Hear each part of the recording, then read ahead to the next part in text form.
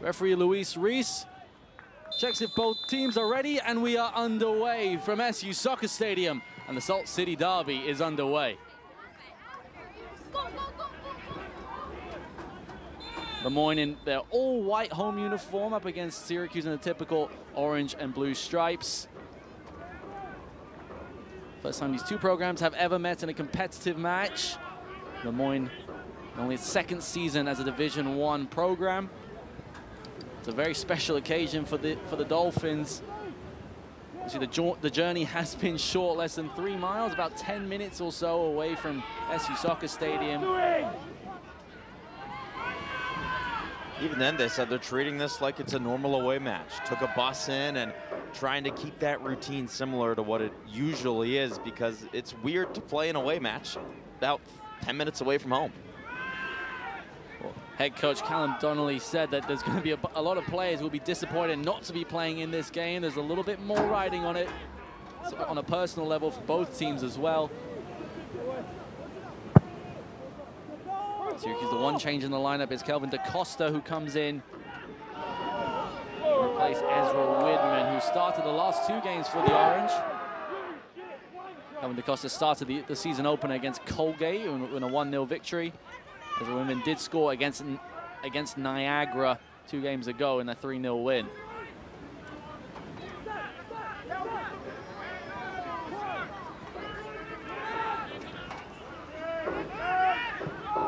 All over the top, Kalukian looked as if he was in an offside position, and the linesman on the near side agreed with that decision, as Nicholas Kalukian attempted to make his first contribution of the night. 2 goals in the opening 3 games for the Orange. He scored in the last 2 for Syracuse. Here is Kalukian. Goes down, and referee is awarded free kick. Remains down on the floor, but quick feet from the Armenian international means that Syracuse have an opportunity from about 40 yards from goal. And even before that foul, Moyne gave the ball away in a bad position. That's the one thing you can't do. You can't hurt yourself. Free kick taken quickly, and it was well done there by Jacob Priestman. Had to be aware of that quick free kick. Jacob Priestman, a freshman who transferred from Missouri State after his freshman year, was redshirted because of injury. 24, baby. Right side. Stone in, here's Aqua. Gotta get the ball across goal quickly. Justin Pham did well to force a corner. There's the aggressiveness you want to see early on from Syracuse in this match. You know that you're playing a team that's going to sit back. When you have a chance in the offensive area, just send balls in towards the net. Sakil Ming standing over this one alongside Nathan Scott. So it will be Sakil Ming, who's already got 1 assist this season. Scores against Niagara for Ezra Widman's opener against the Purple Eagles. Referee doesn't like what's going on inside the 6-yard box, and give a talking to. Jack Goodrich is the one who's receiving the wording from the center referee, Luis Reese. Ming's in, swinging corner. Ball is still loose. Shot comes in from distance, deflected. And it goes onto the roof of the net, and it will be an Orange corner. That was a beautiful delivery from Ming. He's done it a couple times already this season. Just a freshman, but take another look. I mean, that's almost a free header if there's someone there. So much room in the area, and Omese able to get a shot off. Able to force another corner kick. Chimere Omese has been devastating at the back post on multiple occasions already this season. 2 goals in the opening 2 games, both of which were because of his action at the back post. That's crossed in and went right across the face of goal. Wyatt Dupel had to be aware. And in the end, it does result in the first Le Moyne goal kick of the evening. And another dangerous delivery from Ming. This time, he goes towards the back post and almost had Omese at the last second. Those are 2 beautiful crosses in from Sakil Ming. Well, Wyatt Dupel comes from Cicero, New York, went to Cicero North High School. It's about 15-20 minutes away from the campus of Syracuse University. 3-time first-team All-Central New York for the North Stars Academy, and was first-team All-State in his senior year. thing about this Lemoyne team, it is a decent blend of internationals, but a big portion of the roster is that local Central New York talent. And that's a part of this team moving up from Division II to Division I. The roster is still pretty similar to what it was before, so it takes time to fully recruit nationally. Of course, you still want to have a mix of local players with national players, but I imagine over the next couple of years we'll start to see guys who are not from Central New York making a bigger impact in this Dolphin squad. In the early going, Lemoyne having a decent portion of possession. Ball one in midfield by DaCosta, but he is called for a foul. Callum Donnelly, in his first full season as Lemoyne head coach, took over for Tom Bonus, I should say. Last season was the interim. Came in, steadied the ship in the transfer to Division I. Tom Bonus, who retired after 22 seasons at the helm of the Lemoyne men's soccer program. Callum Donnelly did play under Tom Bonus, graduated in 2017 and came back in 21, part of the coaching staff.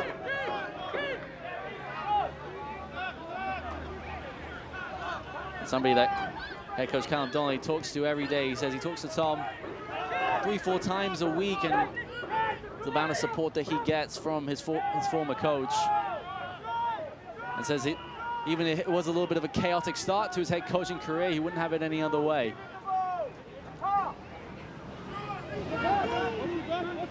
A special occasion tonight. Syracuse and Lemoyne facing off for the very first time. Separated just by 3 miles, about 2.7 as the crow flies. More than a 10-minute drive, and now of course depends on whether you hit the traffic lights on the way. Mistake out of the back by Syracuse. That ball at the top by Pham. Carla De Jesus is able to calmly pass it back to Hutt. The senior goalkeeper will clear it out of play, but I have to say in the early going, Syracuse a little bit more cagey. Yeah, and that's the aggressiveness that I want to see from Lemoyne. The second that you get it, you know you're not going to have too many opportunities. Send the ball forward. Give yourself a chance. Outside, team right. Trying to play the ball on the right-hand side, but as ever, Andre Carla De Jesus started every single game for SU so far this season, able to clean up defensively. Here is Kalukian down the left-hand side. Sprinting pass, Maximilian Huss. It's brought down by Huss. The referee looks the other way, and it will be a goal kick. Kalukian not happy with that decision. That's a perfect tackle from Huss to not just slow down Kalukian, but to take it away and force the goal kick. Kalukian has so much pace. I thought for a second, if he gets past this slide, I mean, that's almost an automatic goal, but a perfect job there from Huss to deny what was a pretty good goal-scoring opportunity. Couldn't have been a more perfect tackle by the sophomore defender. And Nicholas Kalukian playing with confidence. And something that, of course, most strikers rely on getting those goals for that confidence. I think Kalukian starting the season so well. What have you made of him over the first 2 games of the season? He just looks like he's got that little bit of that little pip in his step, you know what I mean? Yeah, he has that extra flair that you really want to see from a striker. He looks happy out there. He's aggressive. And across into the box, and once again, Syracuse looking a little bit more open defensively. Sam Layton cleared it onto his right foot, and it results in a Lemoyne corner kick. I think Lemoyne is playing a lot more forward and aggressive than Syracuse was thinking. Formational change for the Dolphins from their last match, switching to 5 in the back, but that doesn't mean that they're not going to push forward. They're going to send those wing backs up and really push the pace, not try and slowly build up, but go quickly. Head coach Callum Donnelly said that we can't be scared of the occasion. We enjoy the challenge that we are going to face, but our season is not going to be defined tonight. But a victory tonight against the number 7 Orange could be season-defining, and in fact career-defining for the head coach. But that corner kick to the near post was headed clear.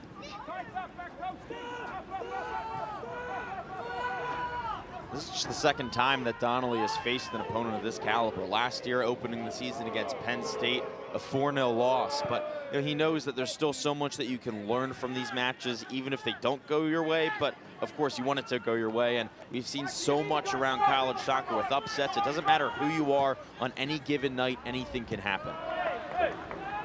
Imagine opening your first ever Division I game against a Penn State team that's been so competitive in the Big Ten.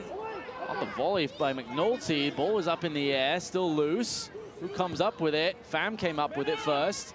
Ball was able to be clear. Can Syracuse go on the counter-attack with Kalukian? Got Jafamba to his right, but very well done there by Kraus-Paintner. And Justin Pham down the right wing. Up against Ming, still Pham. Machete's cross. The weak clearance by DaCosta. Abdul Malik, his shot from distance.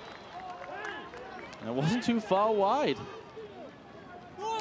from the redshirt junior. This is a perfect first 10 minutes for Moyne because now I think the Dolphins have confidence. They can see that they can play with this Syracuse team. They know that they belong on this pitch. Ziad Abdul Malik nearly opening the scoring against Syracuse. One of the more experienced players on this Moyne Dolphins squad, comes from Manlius. It's about 15 minutes east of Syracuse.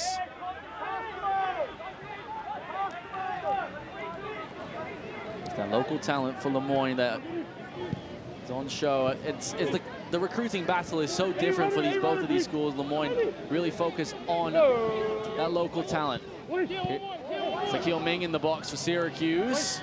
Machete did well to force a throw-in. No, never! Head coach Ian McIntyre, I'm sure the opening 10 minutes or so won't be exactly to his liking, but the opening 3 games of the season haven't gone too badly for the Syracuse head coach. That draw against Charlotte was a really difficult one for Syracuse. That's a really good Charlotte team and one that I think McIntyre wasn't unhappy about to only get the 1 point, but to bounce back with ACC play starting soon will be big tonight. Nathan Scott within swing. The header at the near post. Cleared off the line. Ball comes out to DaCosta. Thread goes cross to the back door. Colade Jesus. Oh, the best goal was Aqua. Couldn't get his feet right for the attempt. Now Thread goal on the near side. Flicks it over the top. Can Omese get onto it? Ziad Abdul Malik did just enough to force another corner. Syracuse going back into second gear. I was so impressed by Gabe Threadgold on that play.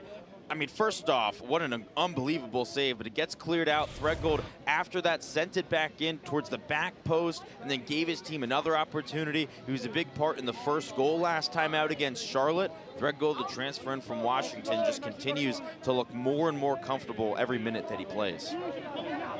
Zakil Ming standing over this corner kick. He's the only player on this Syracuse roster that doesn't come from an MLS Next Academy or is a transfer. He whips it in, punch clear by Dupel. Omese, his shot deflected. Wyatt Dupel easily collapses onto it. How about Omese playing so far forward? He's one of the center backs on this Syracuse team. Now this is a corner kick, but he's staying in the area. He's not just gonna run back when he sees that Moyne starts to control possession. He's gonna truly attack, and that puts a lot of stress on the back line. Moyne's gonna have opportunities to counterattack. I mean, you can see Moyne putting Ziad Abdul Malik right on Omese. That clearly shows the threat of Omese at that back post, and Omese has exploited that back post twice already this season, once against Colgate and a second time against Niagara. Collision off the ball between McNulty and Aqua. We will get the stop in play. See if that will count as a free kick for the Orange, as Aqua remains down for the moment. There's that physicality already. It is a local derby, a first one ever, and a little bit of a collision off the ball there between Aqua and McNulty. I mean, that seemed like a foul on Aqua, if anything. He almost just ran right into McNulty and kind of got an elbow up there as well. It just means that little bit extra for Moyne and Syracuse. First ever Salt City derby. In opening 15 minutes, we've seen quite an even affair, it has to be said. Moyne, the opening 5 or 10 minutes, got on the ball and were able to progress into Syracuse territory. Last 5 minutes, however, Syracuse had a few corners, have forced a few saves from Wyatt Dupel, but nothing too significant yet. DaCosta. Cutler de Jesus. It's Ming on the left-hand side.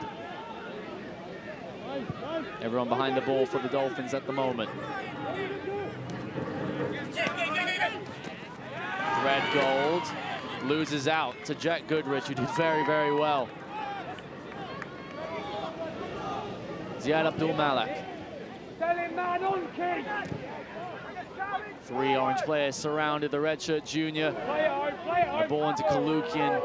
Wasn't the best touch from the junior himself. It's a little bit more frantic than I expected, Adam. Yeah, I thought Syracuse was just going to control the ball throughout this entire match and control what felt like 70% of possession. That's not the case at all. Priestman down the left-hand side. He's got a few options running into the penalty area. Goodrich gets the cross in.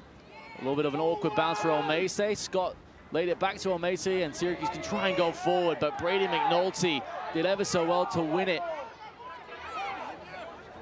And Syracuse can take their time as Elton Chafamba has remained down and looks in a little bit of discomfort, and the referee will stop the clock. How about that timing, the second that he gets onto his feet? Center referee Luis Reese might give a little bit of a talking to there of Elton Chafamba.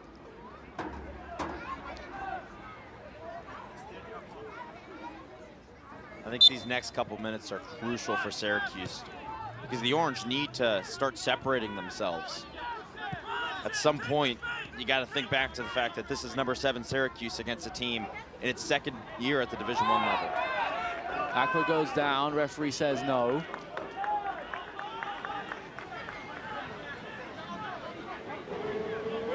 Dolphins have looked relatively comfortable on the ball and aren't afraid to play around the Syracuse press, which as always is relentless, especially against that back line.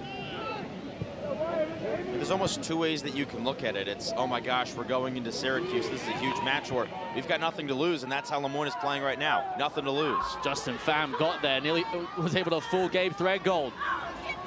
Here's Pham, that sliding challenge, it's a penalty to Lemoyne.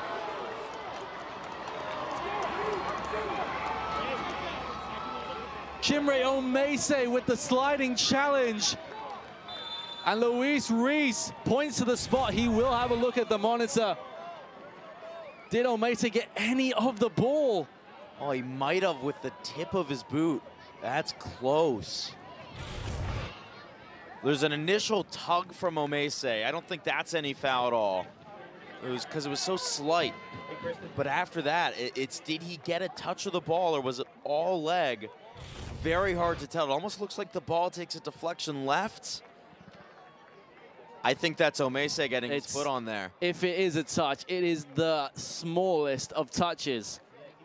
Justin Pham did ever so well to get his body between the ball and Omese.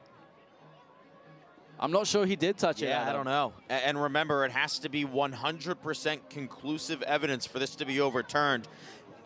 If this is any doubt in the mind of the official that he made the wrong decision, it doesn't matter. It has to be 100% sure that he's going to change it.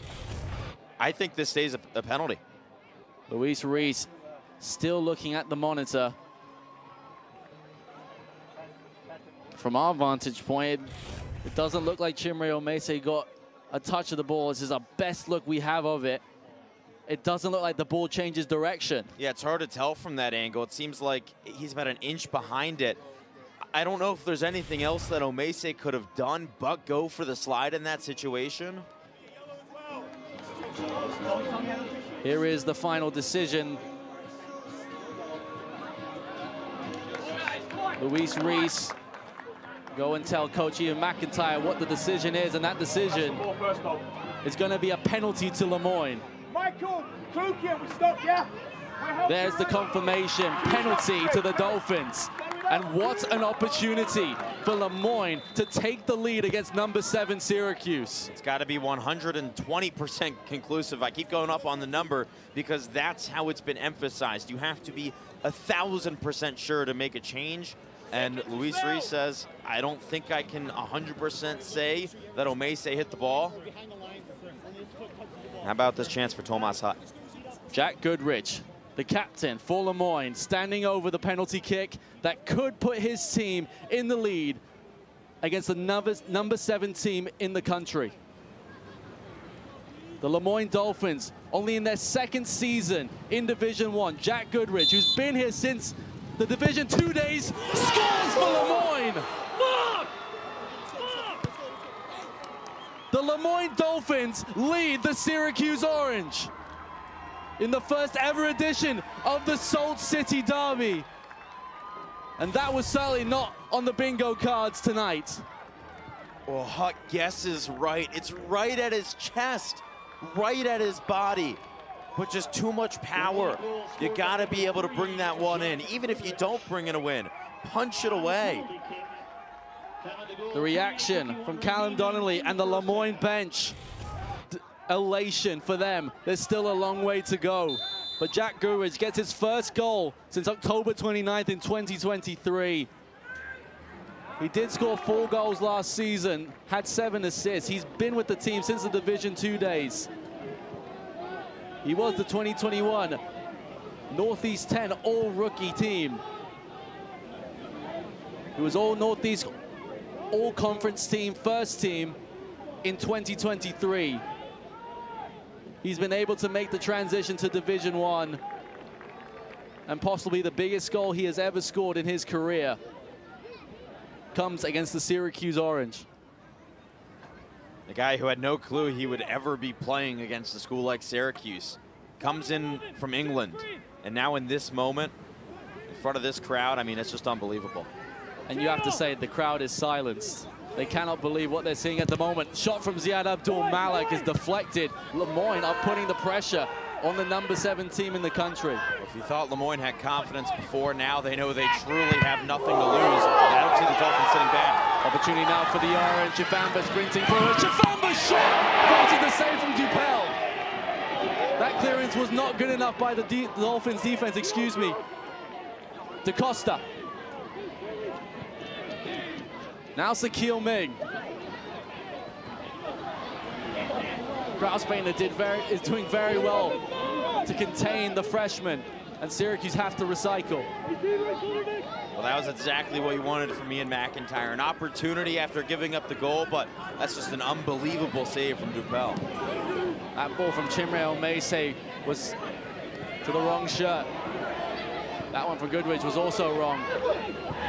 Colin Dehitu sprinting forward, nearly ran onto it. Jacob Priestman did well. And it's been a chaotic couple minutes. Take a look at that chance. It was smashed against Kalukin. Chifamba sprinting forward and forces a good save from Wyatt Dupel. It was a great job defensively to close down, not give Chifamba the greatest of angles, but still Dupel, just a remarkable save. Michael Aqua leading the team in assists at the moment with 2. Can't get another one there. Michael Aqua, who's been the running mate with Nicholas Kalukin to start the season. They need a little bit of help at the moment.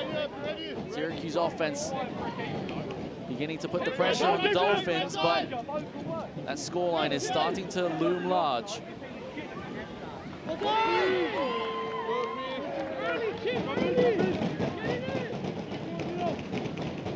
Over to our left, there are 3 Syracuse substitutes who are warming up already.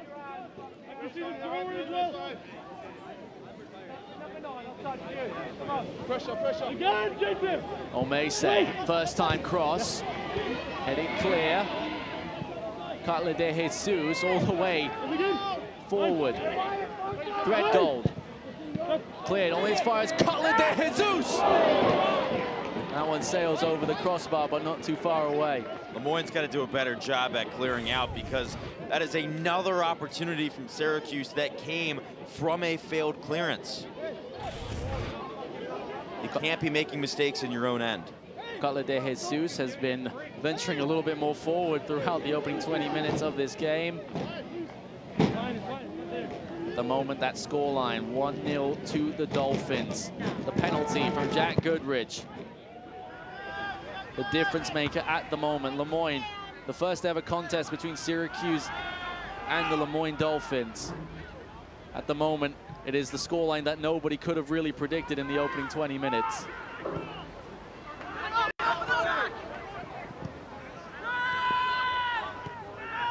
We've seen our fair share of upsets across the ACC over this weekend, but this arguably could be the biggest if the score remains like this. Flicked over the top. Kraus-Paintner was able to keep it in. Syracuse able to reset.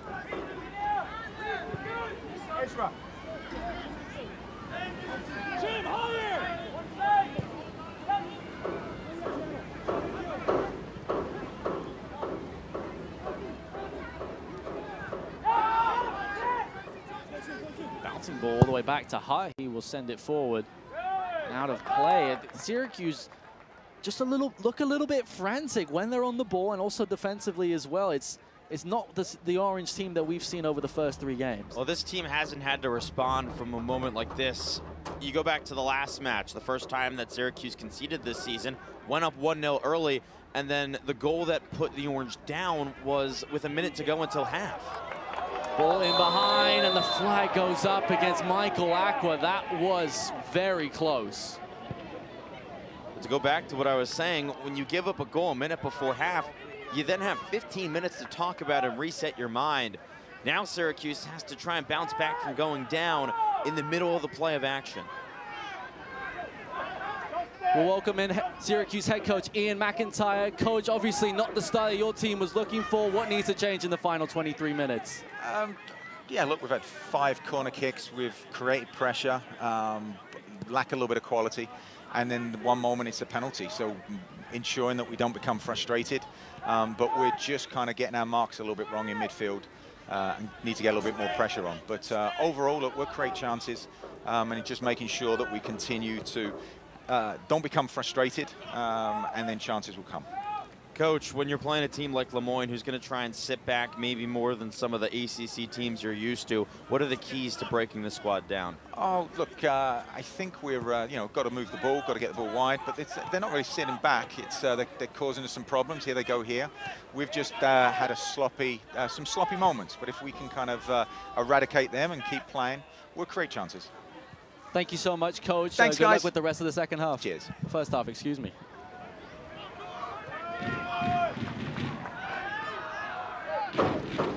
We're so fascinated to talk to Coach McIntyre in the middle of the first half. It's more unique. Most coaches don't like to talk in the middle of the game. We've even had a situation where Coach Mac has thrown the headset in the middle of a game. We didn't get a chance to talk to him against Niagara in the heat of battle. The analysis of, at the moment, a losing Syracuse team is always fascinating. Jacob Priestman down the left side.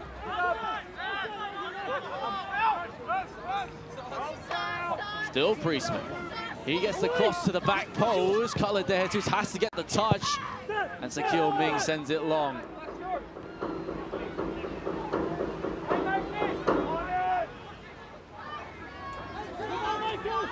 Moyne sprinting forward again. Pham flicks it in behind. Couldn't get it all the way to Machete on the right-hand side. I mean, what a start for this Lemoyne team.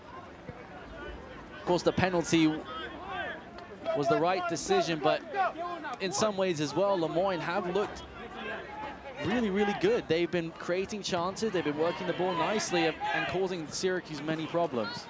There hasn't been a drop-off in quality since that goal. It's been pretty much the same match.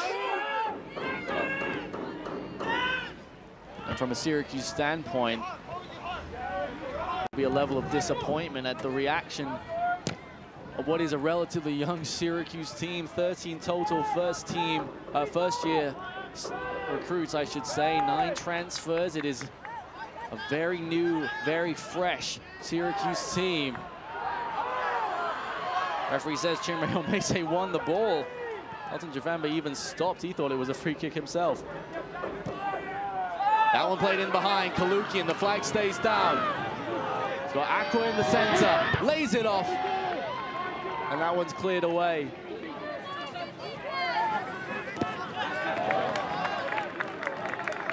brought it up a moment ago, but I don't think it's necessarily a bad thing for Syracuse to face this kind of adversity early in the season, because it is such a long year. You're only, at the very beginning. This is the fourth match of the season, so you want to see how can your team respond, and it's a chance to prove, hey, if we go down, we can come back. There's a foul called against Justin Pham there. Syracuse play quick. And we have a multitude of Syracuse substitutions ready to go right below us.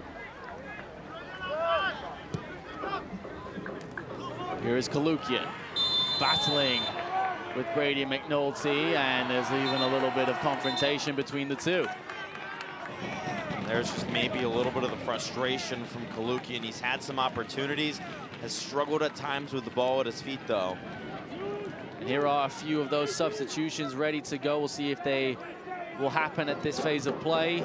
5 total for the Orange, including Daniel Burko, Ernest Bauer, Ezra Widman, Christian Fortier. And Gianna Leibold will also enter the game for the first time this season. Scott's cross into the box was short. Ball is cleared only as far as Ming. Ming from distance. Machete twice with the block. 2 substitutions as well for Lemoyne getting ready. Noah Spadetto and Cameron Stewart, 2 that will enter the contest.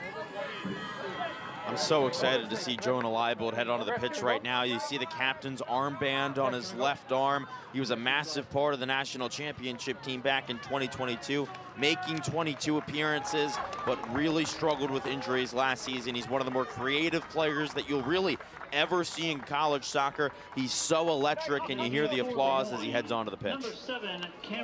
Jonah Leibold, one of 4 remaining players from the 2022 national championship, and arguably the most influential player left. That creativity in midfield is something Syracuse has been looking for in this game, and here is Leibold. What do we need to see out of this Syracuse team, especially those substitutions, Adam? I think you got to see more directness. It's what we've started to see over the last couple of minutes, but get the ball in towards the box, but at the same time, try and control it a little bit too. Don't give up the ball like you do here. Too many times giving the ball away, and in the attacking third. Lemoyne are able to clear their lines every time. And it's not even that Syracuse is just giving it away in the attacking third, but it's that they're not giving it away when they're trying to go towards goal. It's just a random pass that goes wayward, and you got to clean those up. Once again, Lemoyne able to sprint forward. Huss on the right-hand side still has it. Maximilian Huss flicked forward. And as far as Sam Layton, one of the captains for Syracuse tonight.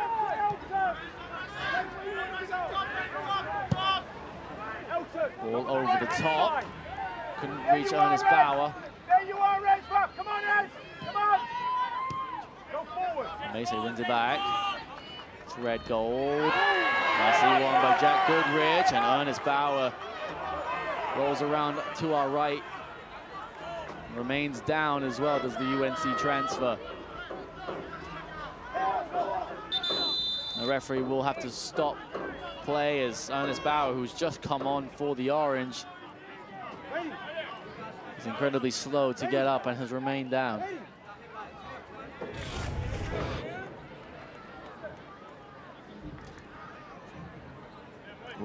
Yeah, his left foot may have even got trapped a little bit under him.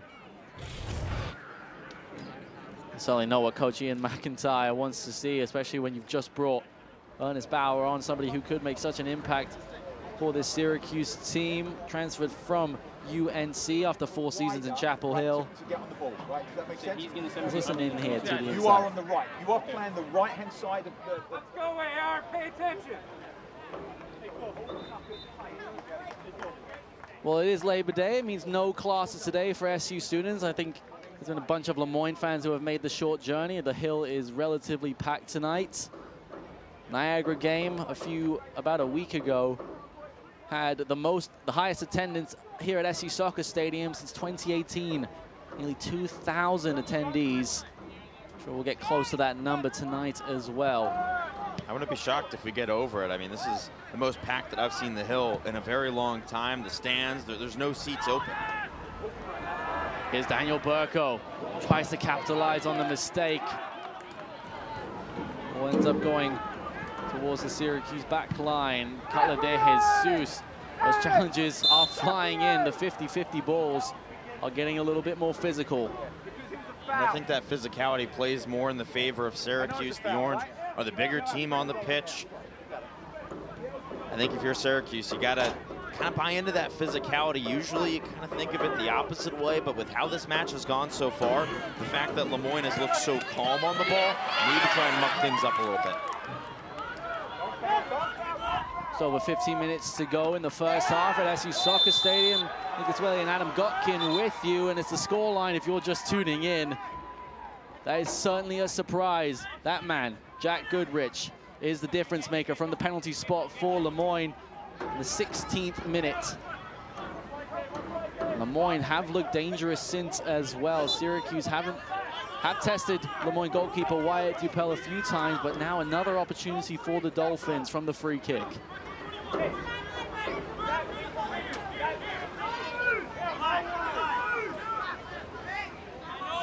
Here is Goodrich. Thomas Hutt comes out and collects. Going back to that penalty, Thomas Hutt went the right way, got a touch on it. You think he should have saved that? I mean, it came right at his body. You would have liked him to at least just punch it away. Very similar to how Charlotte scored its first goal last time out. A ball that came right at him, but he just couldn't get it away. And against Charlotte, they were able to capitalize and score on a rebound. Here, it just went off of him and into the net. Only 4 shots for the Orange. Moyne, just the one so far, but it is the difference. The sideline, crossing to the back post. Isn't close enough. Wyatt Dupel made 2 decent saves so far. The freshman played, sophomore I should say, last season. Started 12 games, had 1 clean sheet. Total of 42 saves, and from Cicero, New York, just about 15 minutes away from the campus of Syracuse University. You know just how much this means to him. This guy who, I mean, you can't be in this city without seeing Orange everywhere. To now come and play on this beautiful pitch, I mean, it's something that dreams are made of. And these are guys who have attended SU soccer games in the past, and to have the opportunity to play on this incredible natural surface, it's something that every opposing coach that we have talked to this season talk about how nice it is to play at SU Soccer Stadium, beautiful natural grass. And it's a game that all opposing teams look forward to. But that is dangerous for Syracuse when an opposing team comes and are fired up or ready to go. Scorelines like this can happen. Daniel Burko, he plays it towards the left-hand side. Leibel is able to actually get it back on the left side. Jonah Leibel sprinting towards the middle, and it went through the entire crowd of bodies. And another missed opportunity for the Orange. Thomas Hart has to sprint all the way out from his box. Sends it long towards the opposing penalty area. Burko was up there. Jafamba gets it. Ernest Bauer. Here's Widman. Ezra Widman! And Wyatt Dupel goes low to his right. Well, here's what you want to see from Syracuse. A very impressive couple chances. First off from Jonah Leibold. Just no one there, right in between 2 guys. Then Ezra Widman maybe takes 1 too many touches and then just can't get enough power behind his shot. But a promising couple of opportunities for the Orange. 7 shots now for the Orange. Seen 2 in the space of a few seconds. That's what Syracuse need to try and get back into this one. What has impressed you so far, Adam, from a Moyne's perspective? Is it just holding on? Is it Syracuse just a shot from distance there from Christian Fortier? Goes a little wide left. Go back to you, Adam. the Syracuse team, it looks like the pieces aren't being put together at the moment, whereas Moyne, they look like a unit that's really clean and very organized. Well, that's exactly it. You took the words right out of my mouth. Moyne is playing calm and organized and doing the little things right. They're making some mistakes, but when you make a mistake, you make sure to rebound right after that. Don't let one mistake turn into two, turn into three, and that's what the Dolphins are doing well. They give it away, and then they get back and make sure that it doesn't turn into anything worse. 48 up for the header. It's won by Abdul Malik. Dolphins midfielder holds on to it. Moyne doing ever so well in the midfield. Huss sprinting forward. Played off by Spredetto. Cutler de Jesus does well. We certainly want to wish Christian Fortier a happy 18th birthday. Of course, scored quite a wonderful goal against Charlotte last time out, and it was at that point in the game, as a 17-year-old at the time, how impressive was that? I mean, what stands out to me is today's September 1st. Now, Fortier is from Canada. To be honest, I don't fully know how they do it up there, but where I'm from initially in Maryland, the cutoff date is August 31st. So he would not be in college right now. He is younger than a lot of guys still in high school. Tafamba into the area. Omese, Chimre Omese forces another save from Dupel.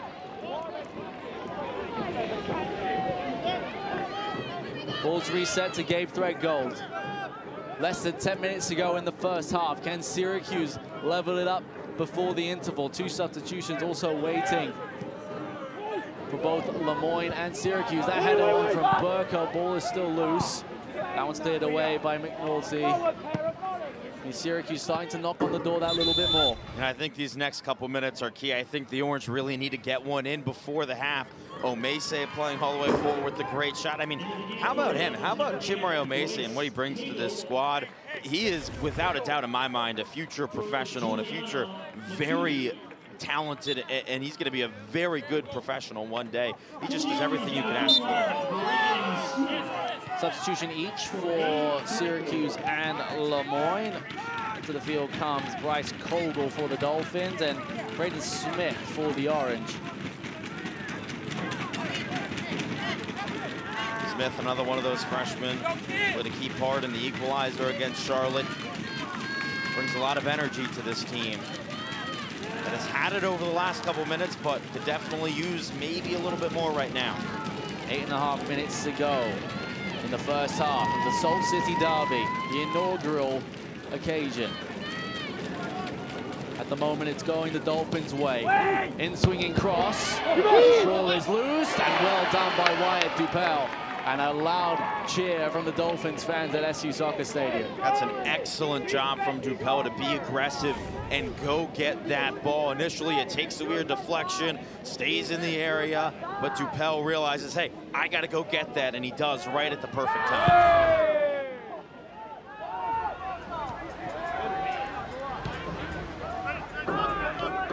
Here's Braden Smith, his first touches of the evening. Still chaotic in the midfield. You feel that Moyne is even dominating in a lot of sense. When they are winning the ball, they're keeping it. And it's that confidence. Right now, Syracuse almost looks like Moyne would. If you switch these jerseys, I wouldn't be too shocked. Here's Ernest Bauer in the orange and blue. Cross to the back post. Eyeball was waiting there, and the clearance out by Kraus-Paintner means it will be the 7th Syracuse corner of the evening. They've been dangerous on a few of them.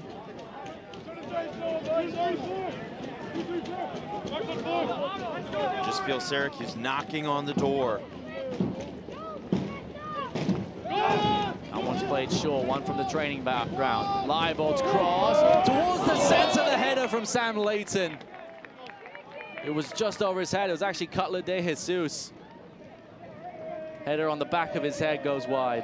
Well, there it is from Jonah Leibold. That's what he brings to this team. That's a perfect ball.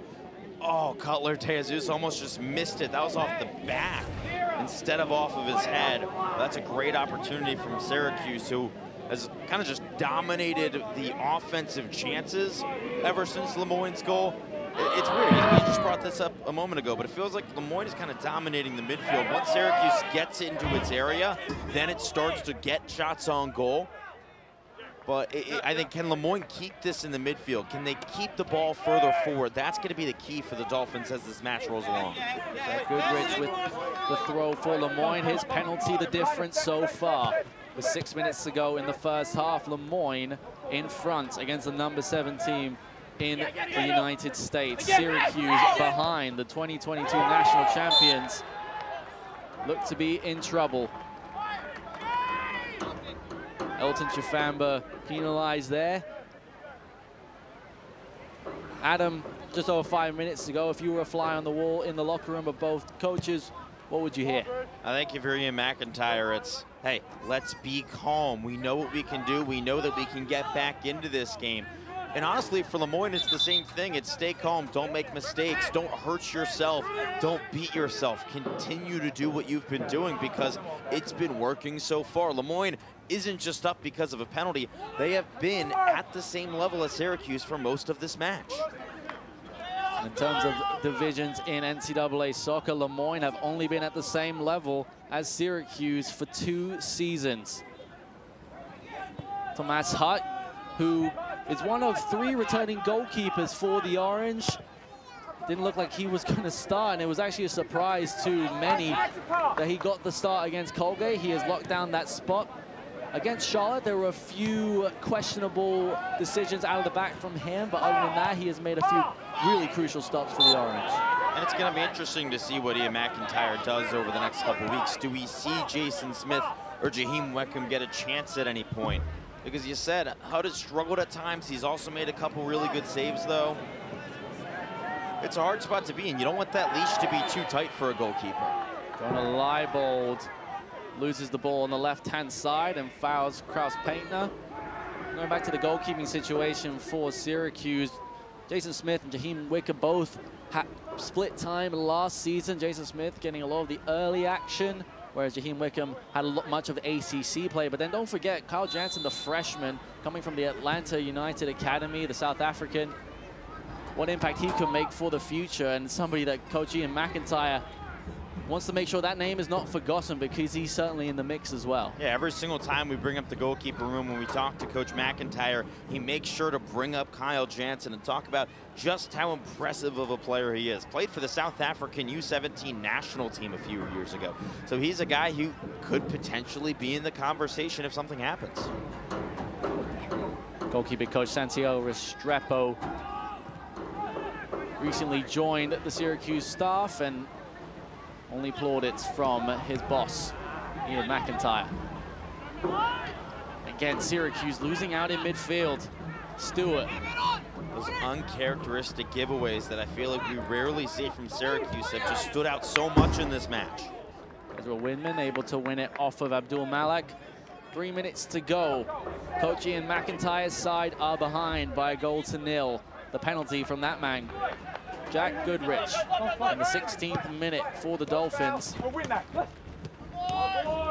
At the moment are up for one of the upsets of the season so far.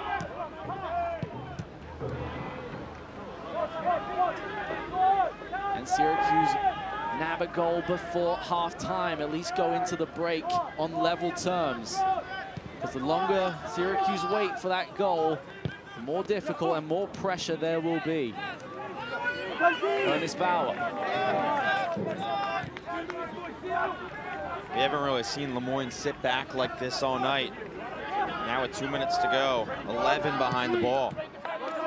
Chifamba giving it away in midfield again. Carla De Jesus sprints forward. He's now out of position.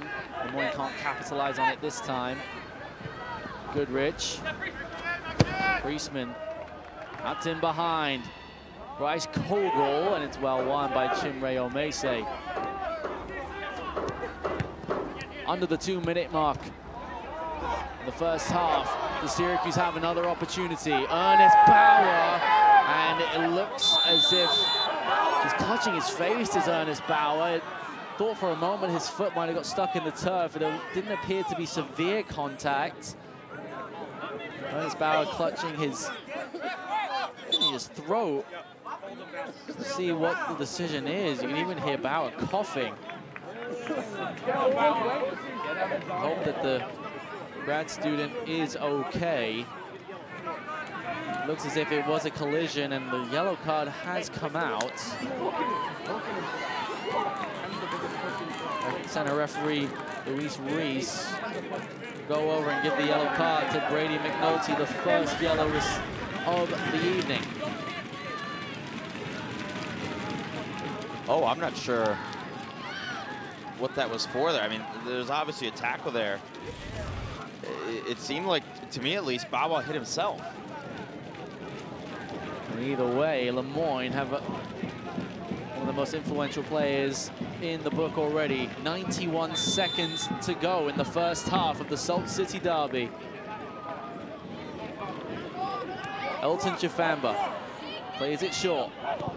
Fortier's cross. Widman was up there, libeled at the back post. The header goes wide from Sam Layton. Arguably the best opportunity for Syracuse towards the end of the first half. That's a great job to just keep it in the area by Burko, and then Layton, he's gonna wish that he had that one back. You see, he knew it right away, just off the side of his head. So close. Victor Boy Henriksen, the one who made the crucial tackle. And it looks as if Syracuse will go into halftime a goal behind to the Moyne Dolphins. No one really expected that before the game started. But that is the beauty of NCAA soccer. Anything can happen. Smith, 30 seconds to go. Omese tries to dribble into the area. Smith has to receive it behind him. Smith tries to cross it in. Syracuse have just 15 seconds to get another opportunity. Up against Omese, Smith comes onto it, it's deflected out. And that will be half-time, unless Chifamba can get another ball into the box. That will do it. The first 45 minutes. Wow, what a score on the up for Syracuse women's soccer. For Syracuse men's soccer, they've got an uphill task at the moment. Down by a goal to nil against the Moyne Dolphins. First ever matchup between these two programs. A big 45 minutes coming up for both the Orange and the Finns. It's an interesting crew to start right now for Syracuse on the pitch. They have the #1 striking options with Kaluki and Aqua, but then some of the subs still in. I see Braden Smith on right now, as well as Christian Fortier. So McIntyre just mixing things up here to start this second half because he knows that he needs a change. Throw a different dimension to a Moyne team that has really stood packed and has stood strong. Here is Kalukian. Tries to play it to Threadgold, but Jack Goodrich, the goal scorer, is able to cut it out, keeps it in play, and Moyne do very well. They're able to get the ball forward. The midfield battle was a contested one throughout the first 45 minutes. Adam, would you say Moyne definitely even edged it at that point? And what does Syracuse need to do in the middle of the park? They just have to be calmer. I would say that Syracuse kind of was beaten by Moyne in the midfield in the first half because Syracuse was just so chaotic. Every single time they touched the ball, it was frantic. They lost it right away. Moyne was more calm. They were pushing forward. They weren't necessarily forcing anything like we saw the Orange, especially towards the latter half of the first half. Sometimes it worked out, but other times just Syracuse gave it away when it didn't need to.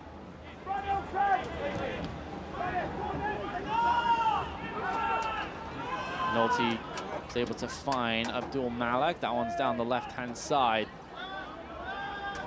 Ball in behind for Rise Alport. It's cut out and is reset.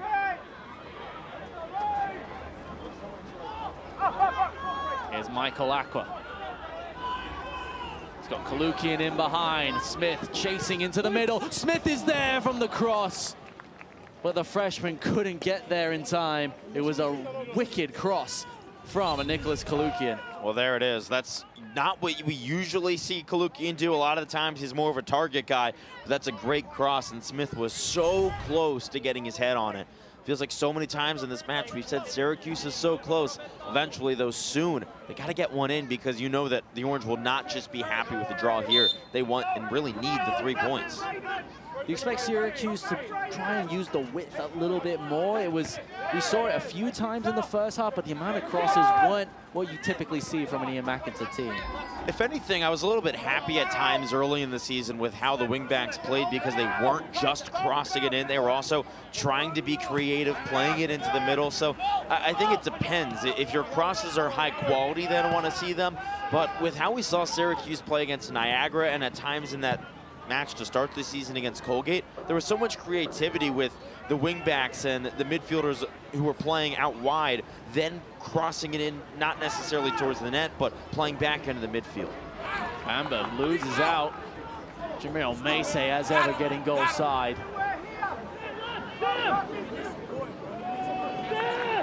Moyne have a comfortable piece of possession here. Switch to Maximilian Hart. Still Haas. Able to run freely. Kyle Payton's cross forces the punch from Tomas Hart. Syracuse able to clear their lines just. Late challenge from Kalukian, and that will stop the clock and might even be a caution to the Syracuse striker. I don't know what Syracuse was doing right there. Absolutely no reason that anyone should have that much space in towards the net. There's confirmation of that yellow card to Nicholas Kalukian. I think that is second yellow card in as many games. And just misjudges the ball and completely trods on Ziad Abdul-Malik. Yeah, it's just an ill-advised tackle. Late and just stepping on the foot of the opposition. It's not something you can do. A yellow card has been issued to Syracuse's. Everyone behind the ball for the Orange at the moment. Goodrich, low cross. Get it clear, nice control from Smith. Gets it out wide, but it's won back by the Dolphins again. It's been a weird match so far for Braden Smith. In the first half, he came in, was playing almost a right wing back, came in for Gabe Threadgold. Now he's up at the left wing. That's where we saw him make an impact earlier. We'll see what he can do here with that change of position. Syracuse need that little bit of energy and a little bit of creativity as well off the bench. But the mistakes like that won't help the cause. And frustration surely building for head coach Ian McIntyre. I mean, you could just play a replay of that pass over and over again, and that's just how this match has gone so far for Syracuse. Something that should be so easy is just not going the way of Syracuse right now. Shouts for handball from the Moyne bench. Referee looks the other way. It'll end up being a throw-in for the Orange. In the opening 5 minutes of this second half, it feels like it's a lot of the first half of what we saw, Adam. Still Syracuse struggling in midfield, giving the ball away, and Moyne feeling more confident. And Moyne's just going to get more and more confident as this match goes along. The foul, 2 Moyne players end up on the deck, and as a result, somewhat surprisingly, it's a Syracuse free kick. Trainer. A little bit. See if that was Nicholas Kalukian who was fouled. And it was Kreuzpaner who was really shaken up on that play. What happened was Machete was trying to brace for his landing, and when he did that, he grabbed the back of the neck of Kreuzpaner, accidentally kind of just bringing his own teammate to the ground. Kreuzpaner play club soccer at TSV 1860 Munich. Transferred from UNC Wilmington, did not play last season because of injury, was redshirted. Was the Moyne Player of the Week in week 1. He grabbed 2 goals this season. It's got to be for the same player. What number? Jot down a number.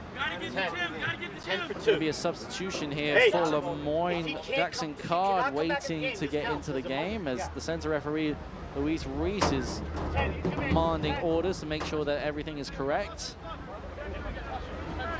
Jackson Card does enter the contest. For Vito Kreuzpainter. Kreuzpainter is the one who makes way for the redshirt sophomore. And Jackson Card missed all of 2023 because of injury from McGraw, New York, about 40 minutes south of Syracuse.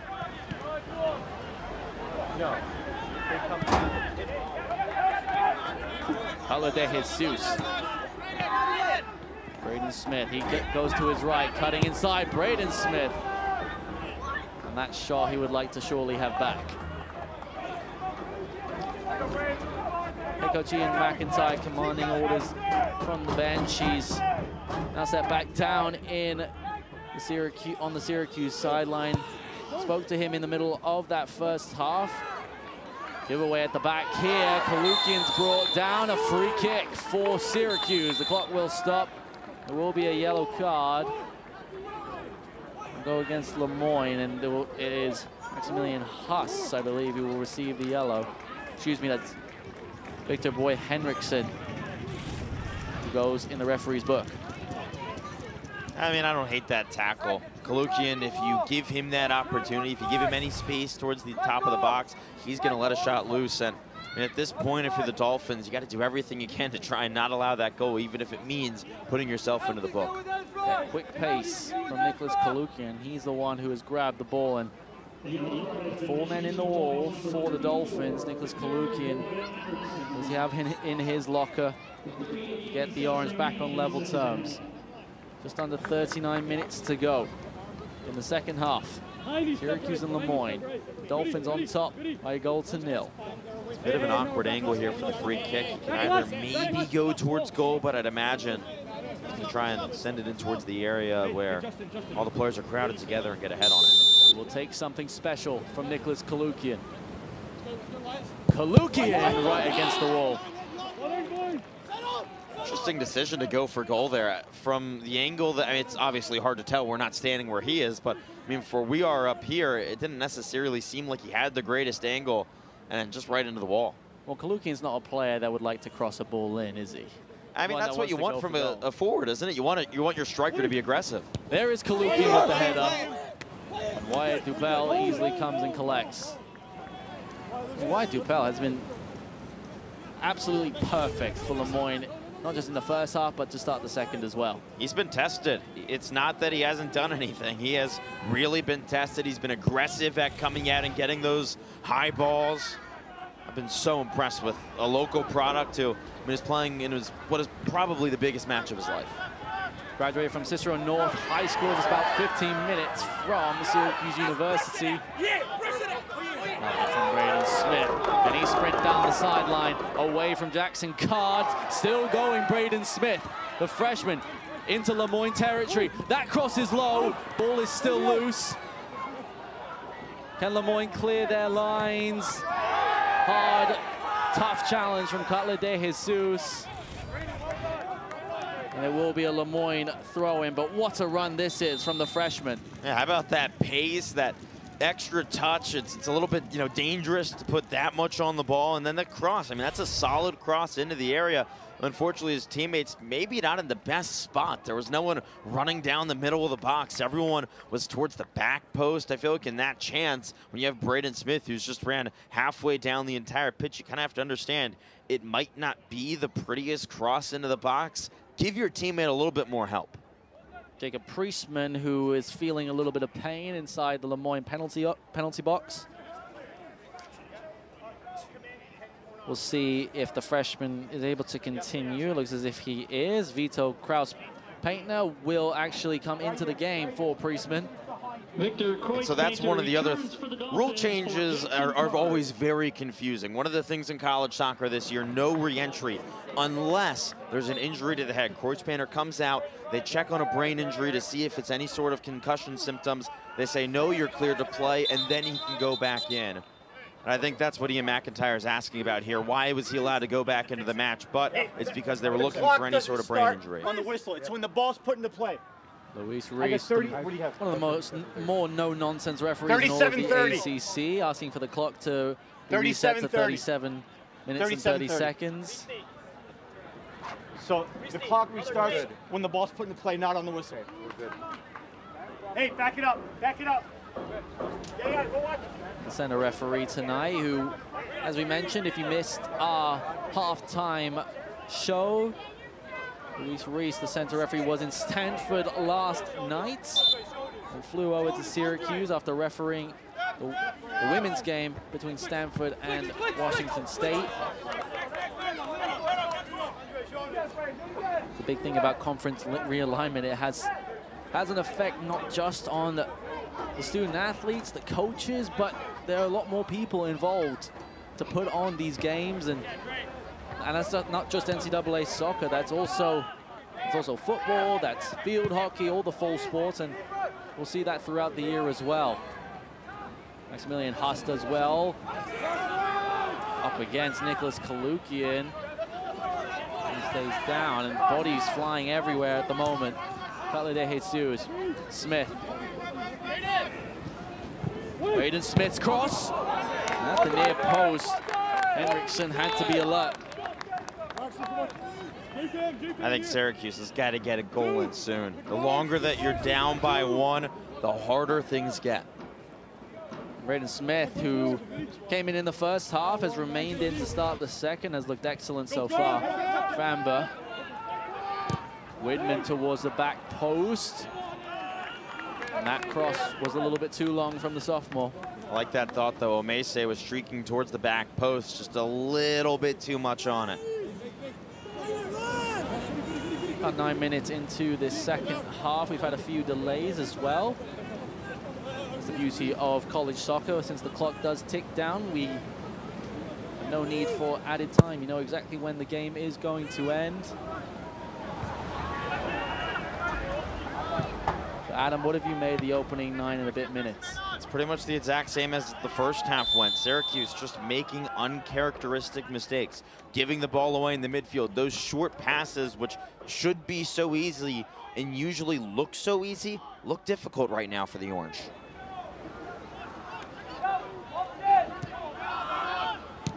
I have to say, despite the amount of people at SC Soccer Stadium tonight, it is silent.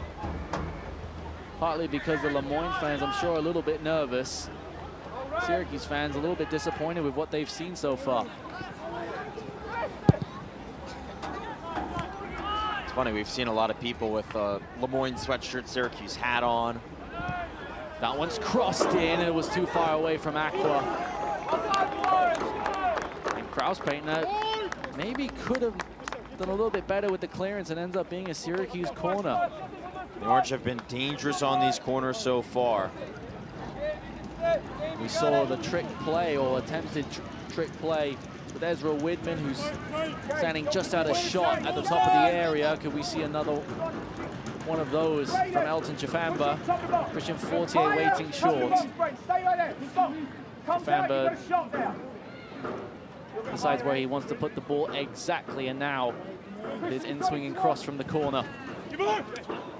Punch clear by Wyatt Dupel. Shot from distance. Braden Smith again forces the double save. And the ball is eventually cleared. Wyatt Dupel having himself a night. And that's a great thought by Braden Smith to go for the initial shot, because Dupel fell to the ground. When he punches this out, he goes down, but he gets right back up, right into great position. Great job by Reese Allport to initially clear it away. And then that second save, just so exceptional. The Moyne defense, so solid so far tonight, have kept Syracuse scoreless. Fortier. Widman gets the touch, but the Dolphins get the ball clear. Omese sprinting onto it. Allport is on it as well. This is the freshman who gets there first. But then he gives the ball away. Here come the Dolphins the other way. And in the end, oh, Thomas Hutt with the slip. The senior able to recover quickly. Luckily, the ball wasn't heading towards his own net.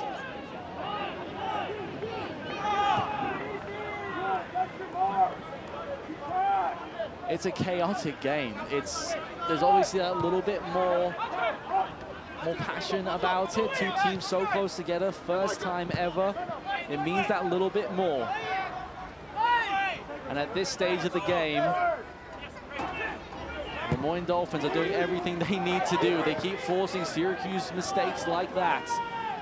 And Wyatt Dupel will waste as much time as possible. Try and get Lemoyne closer to that landmark victory in only its second ever season in Division I. It'll be interesting to see how far Lemoyne pushes forward as this match continues on, because the Dolphins have not sat back as much as I think anyone expected. Usually when we see teams come into Syracuse, they sit back, they play 10-11 behind the ball. That has not been the case tonight, but even then, this is a Lemoyne team that's been successful. And Dupel has already passed his season high in saves, which was 5 entering tonight.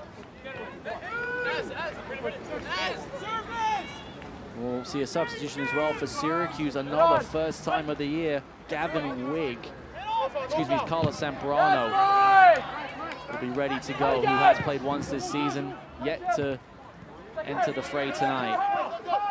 And that's just Syracuse trying to add more on the attack. He's a really unique player.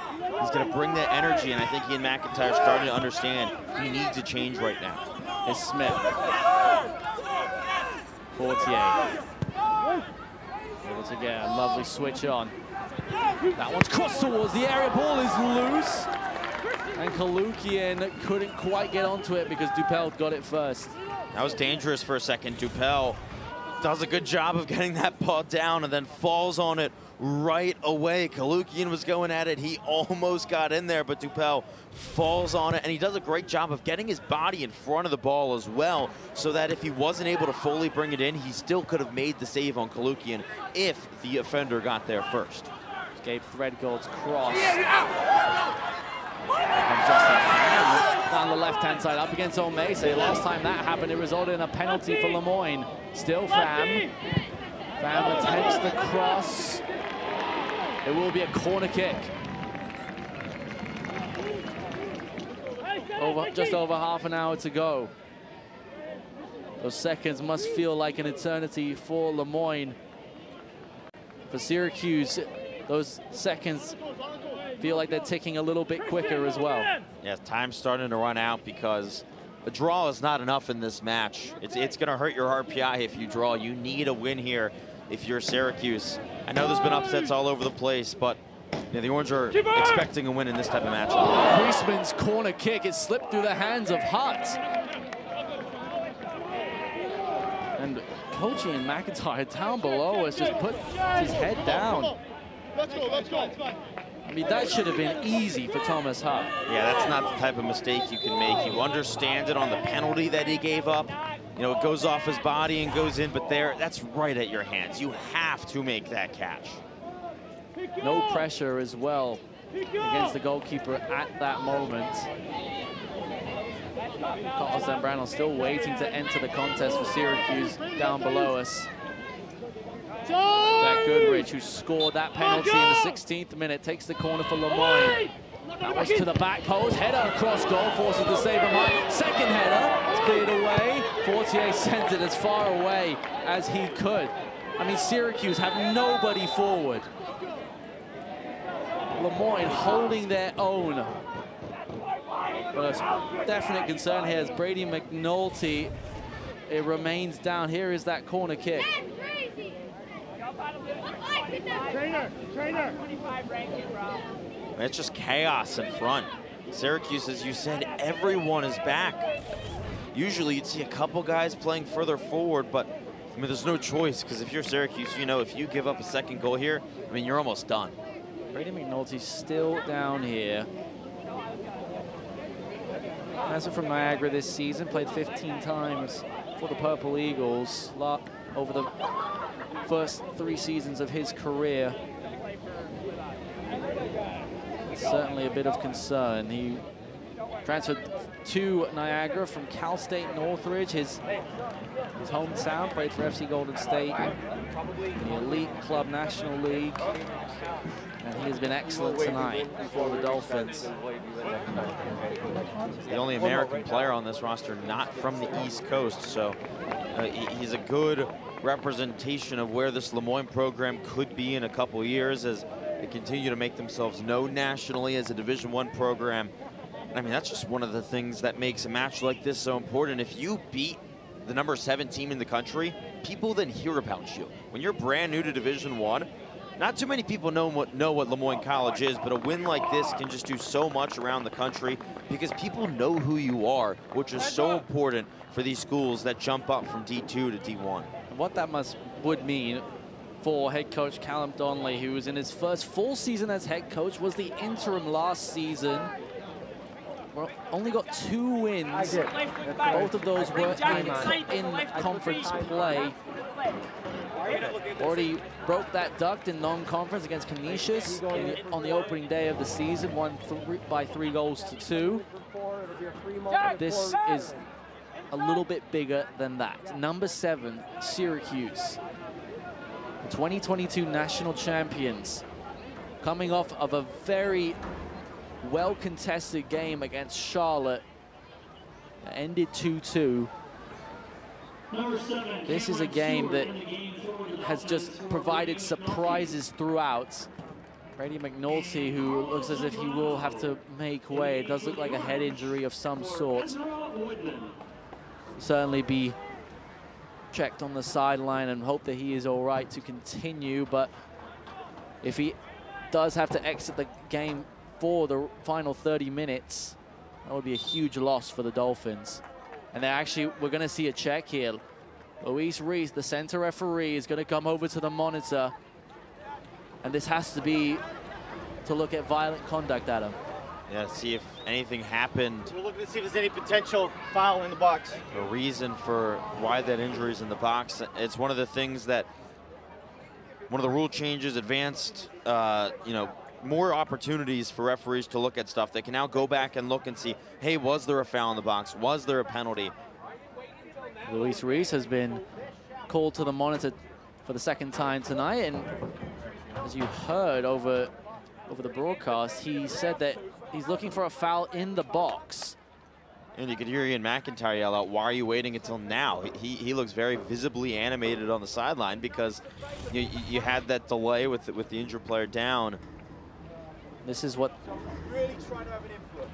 they're looking at. If it's not a penalty, do they apologise for getting this call?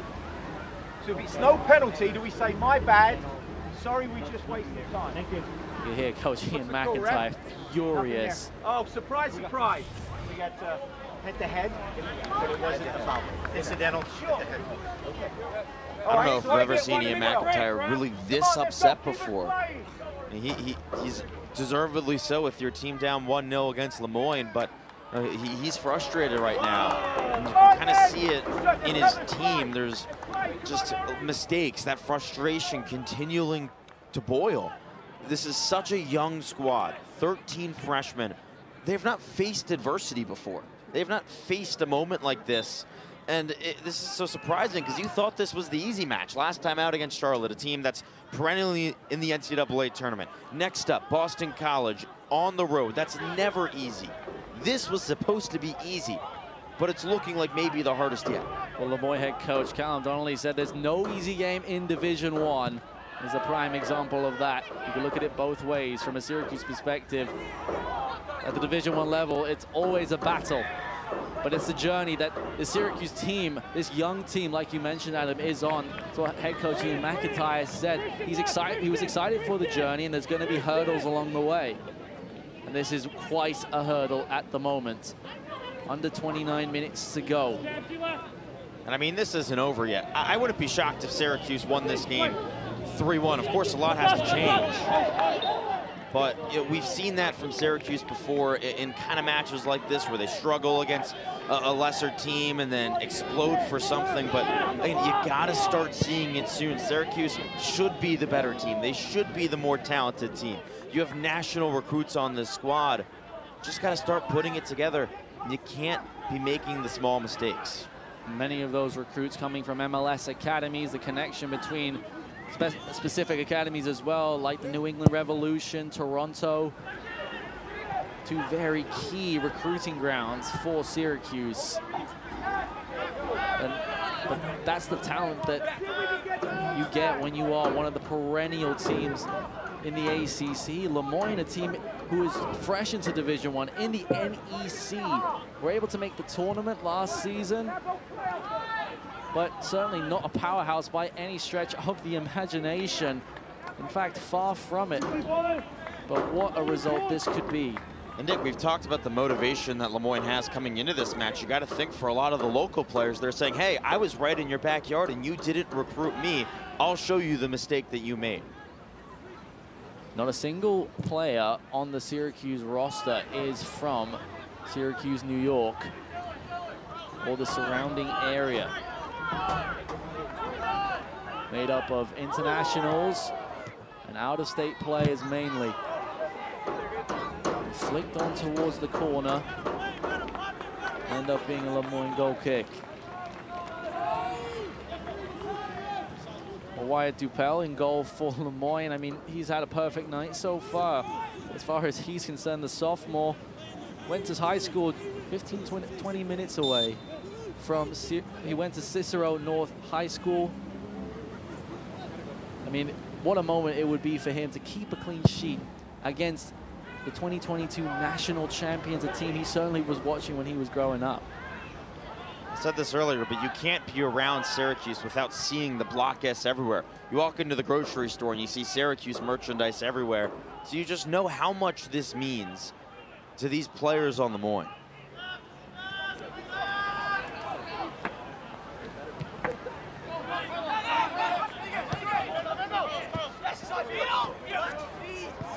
Moyne, once again, you feel they're still controlling the midfield.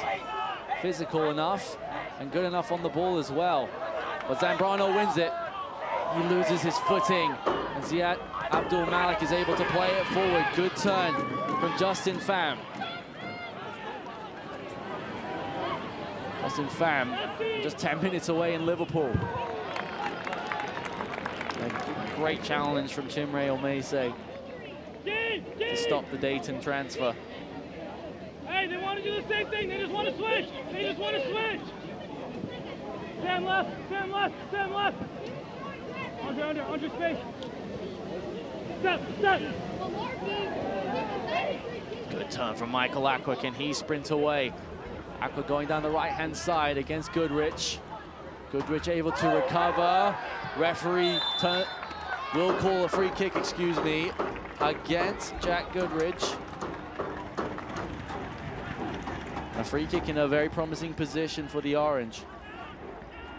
You got to get something on net here. Continue to challenge Wyatt Dupel. He's answered every call so far. But at some point, you feel like if you continue to get these high leverage shots, these good chances, one of them has to slip through. Syracuse has been pretty good so far this half. Just got to continue getting balls on net, challenge the keeper, force those rebounds. Quick cross in, Colin De Jesus! My goodness. He can't believe it. Inches away. I can't believe it. I mean, how does that one not go in?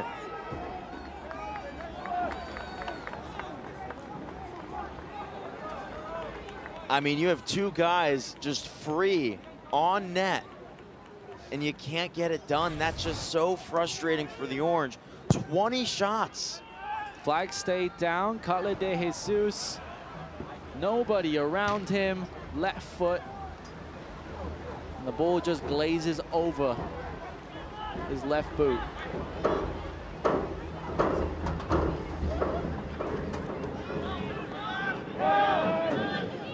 The best chance of the half for Syracuse.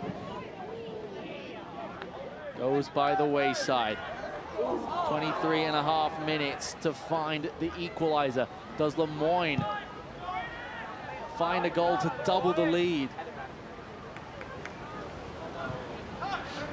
Layton is able to get it wide to Omese. Famba. Zambrano on the turn. Fortier tried to lay it back to Zambrano, who still got it. Well done from Carlos Zambrano. Kalukian plays it in behind, and a fantastic challenge from Jack Goodrich. My goodness, what a phenomenal challenge by the redshirt senior. He just saved the goal. Michael Aqua would have been behind. Aqua is behind here down the left-hand side, but the flag does go up against Michael Aqua. I mean, we have to look at that back again, because that was a fantastic challenge. Aqua would have been in behind in one-on-one. Oh, I mean, and with Michael Aqua, with the finishing ability that he has, I'd be very confident in saying that's a goal. That is a goal-saving challenge by Jack Goodrich. I mean, he scored the goal earlier, and that's just unbelievable. Jack Goodrich, who scored the penalty in the 16th minute for Moyne. He's played in both games, but so far, both games going into tonight for Moyne, has started every single game. His 55th appearance for the Dolphins. Ball over the top, couldn't reach Kalukian. Alport. Referee says that wasn't a foul against Omese. Kalukian couldn't get the ball wide to Gabe Threadgold. Ball over the top for Alport. Sam Layton, the Australian, does well. There needs to be urgency from Syracuse. Just under 22 minutes to go. Moyne still in front by a goal to nil. Nicholas Whaley and Adam Gotkin still with you on ACC Network Extra. And if you're just tuning in, this is a scoreline that no one could have predicted. But as it stands, with 21 minutes to go, it's justified. I think that's the perfect thing to say, Nick. It is justified. This is not a penalty, and that's it. I mean, Moyne has played well. The shots that Syracuse have had, upwards of 20 now for the Orange. They've tested Wyatt Dupel, but they haven't been difficult saves to make, you have to say.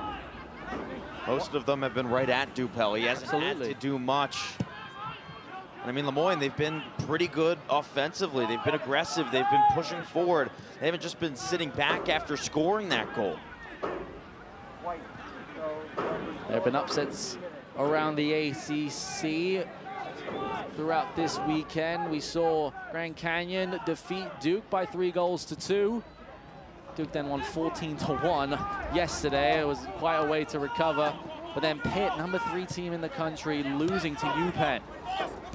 And that's certainly an upset that would be up there with this one if the result stays as is. Smith in behind, gets the better of Huss. Flick towards the top of the 18. Moyne can play out to the back and try and move forward. Zambrano putting his body on the line. Justin Pham loses out to Cutler de Jesus. Now 48. Turning 18 today. For that wonderful goal against Charlotte last time out. Can he pull the rabbit out of the hat again for the Orange? Syracuse needs something special to break down this Moyne defense. Smith, and that one is cleared away by Henriksen. No one's thrown in. Results as a Moyne throw-in. Ian McIntyre down that sideline. More and more agitated as there's a few substitutions for both teams. McIntyre wants to see more aggressiveness here from Braden Smith, saying go in, drive forward, and he's going to be pushed further forward now. Michael Aqua, one of the subs who comes off. And I mean, at least for now, the way that they're set up before this throw-in, it appears as if Braden Smith is going to be taking that second striker position. We've seen the pace from Braden Smith tonight, has been rather explosive down the left wing. Takil Ming comes in for Michael Aqua. Smith's played everywhere. He was at right back earlier as the left midfielder. Now he's up at striker. Vito Kraus-Paintner, who makes way for the Dolphins. The referee needs to get involved because Kraus-Paintner really is taking his time to walk off the pitch. He, in fact, stopped right before he reached the end line. He's just trying to get into the head of Syracuse, and I think it's working. Coach McIntyre on the sideline was going ballistic. Understandably so, but also, I mean, if you're Lemoyne, you get it. You say, hey, let's get into their head. Let's try and muck this up. Let's get Syracuse frustrated. The more Syracuse gets frustrated, you know, the more they make mistakes. Bryce Kogel and Noah Spaduto enter the contest for the Dolphins. Here is Sakil Ming, who's just re-entered. He gets brought down, and that's a free kick, and that ball is cleared away by Maximilian Haas, and he will surely get a yellow card from center referee Luis Reese.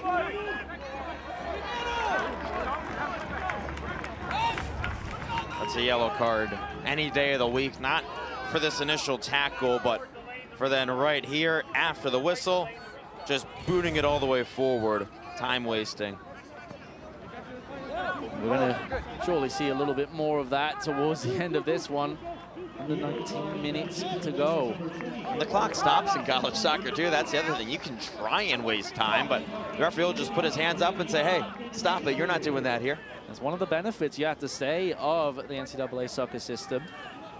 You know exactly when the game is going to end, and a little bit of a daunting task for Syracuse. Less than 19 minutes to not just find an equalizer, but to win.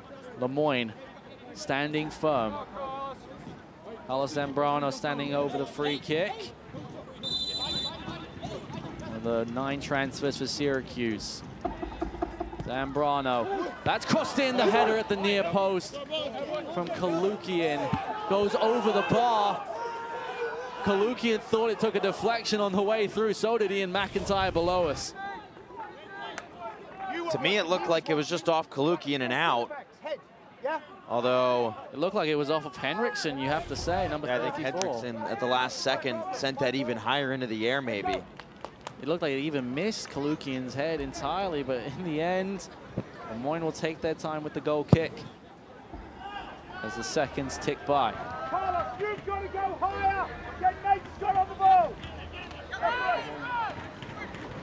The over 2,000 people at SU Soccer Stadium is witnessing a momentous occasion at the moment. The first, not just the first ever matchup between Lemoyne and Syracuse, but at the moment, what could be the biggest upset of the season so far, if results stay as is. And everyone's going to be pushing forward in these final 18 minutes for Syracuse. And a rare Monday game on Labor Day. Syracuse have labor to try and break down this Lemoyne team. Ming's cross to the near post is easily collected by Wyatt Dubell. Kalukian at the near post battling. Dubell has to be careful. Kalukian trying to sneak behind him and take it off him.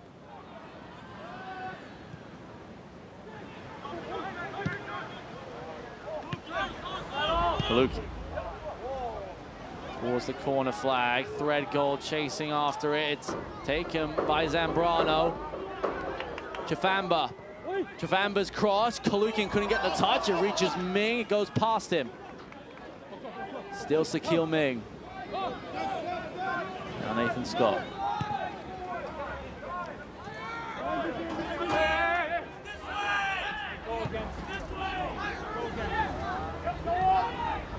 Everyone behind the ball for Lemoyne.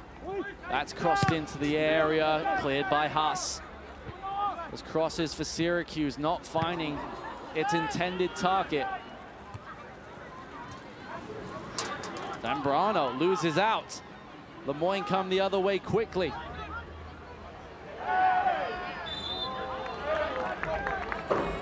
Only a foul called against Syracuse. It's Chafamba this time.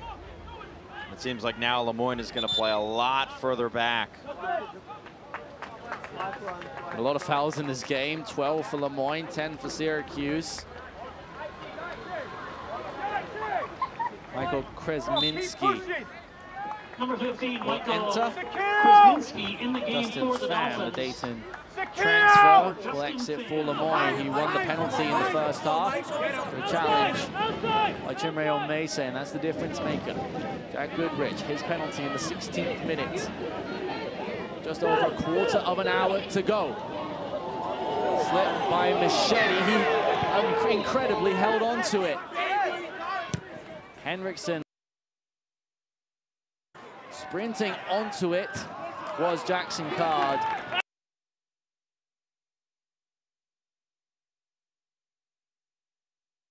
The hill filled with not just Syracuse fans, but Moyne fans alike. Two schools separated by near as makes no difference 3 miles. Less than a 10-minute drive between the two schools. First time ever in the 56-year history of both programs being in Central New York, they've faced off. Here's Smith, gets the inside of Huss. Braden Smith's cross. Wyatt Dupel, dependable as ever. That's excellently defensively to force Smith towards the end line. He does a good job initially, now he cuts in, but then an excellent job by Krasminski right after coming in to not give him any room on the inside, force him towards that end line, and then it forces a bit of a worse cross that Dupel was the only one who could get to it.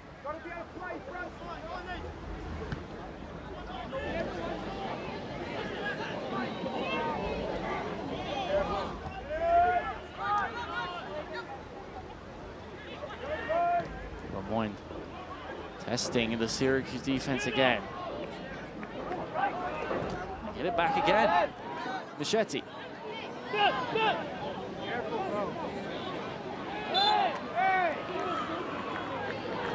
Down goes Chafamba, and it will be a free kick for the Orange.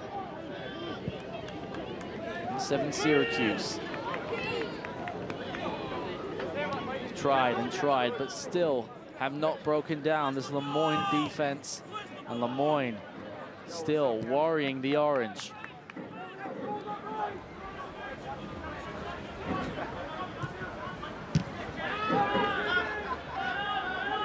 A game which has broken any prediction that could have possibly been made.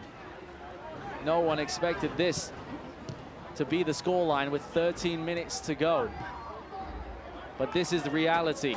Moyne are beating number 7 Syracuse and could push for a second. Syracuse still struggle to even push for the leveler.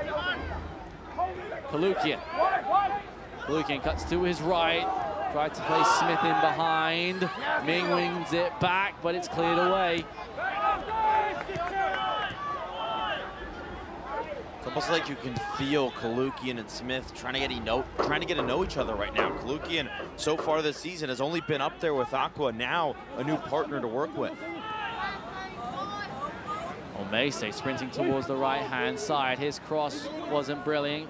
Goodrich is able to brilliantly win a goal kick, and that's the experience for you. Against the freshman Chimre Omese, Jack Goodrich, the redshirt senior, making his 55th appearance for the Dolphins tonight. Made that transition from Division II. A number of accolades as well when he was playing in the Northeast 10 Conference. Was first team in 2023. Did not play his freshman year because of the season postponement during COVID.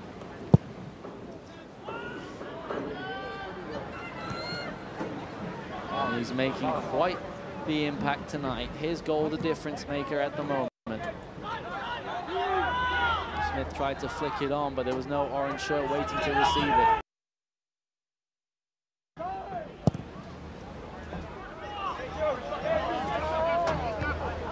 Scott wins the header. Has to flex it off of Zambrano's chest. Holiday Jesus looks to play over the top. Haas does well. Forced to kick it out for a Hughes throw. Ming. He says he had Abdul Malak, who's been brilliant tonight for Moyne, anchoring that Dolphins midfield. Red gold. He's got options in the center. Jafamba's cross. To Cutler de Jesus. It back again to Keel Ming. Ming goes right, he has space ahead of him. Great challenge, Zambrano can't get there. The ball comes to Coach McIntyre on the sideline. A substitution now for Syracuse. Ernest Bauer will enter the contest, taking off Gabe Threadgold. Jonas Bauer, maybe that extra attacking option late in the game, see if he can make an impact. Syracuse now has 8 attacking options on the pitch right now. Both wing backs, Bawa and Ming, can push really far forward. The Orange are going to go all out for this goal. Luki, can he get the turn? It's tripped up, and it will be a free kick right inside the D of the 18-yard box. And 10.5 minutes to go. A huge opportunity for the Orange, so close to the Moyne net. And this is the spot that you want the free kick in. See if the Orange can work some magic. Galukian took a free kick about this distance, but a little bit more to the right of the penalty area. He's not standing over it this time. It is Carlos Zambrano. Transfer from Daytona State College in JUCO this season. 13 goals and 16 assists in 32 games. Making his second appearance for the Orange. Zakil Ming also standing over it. Is there something special? Zambrano! Just got under it. And the frustration starting to build in for Syracuse. Just over the bar. I like the idea, go over the wall. Just too far under it on the shot from Zambrano. Clock continues to tick.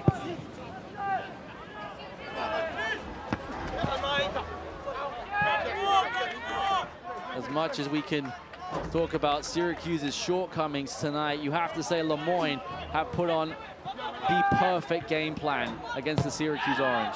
Without a doubt, Moyne has impressed so much. It's just as much of Moyne playing well as it is Syracuse not living up to the expectations. Moyne can't clear the ball. Kalukian, and it's well won by Michetti.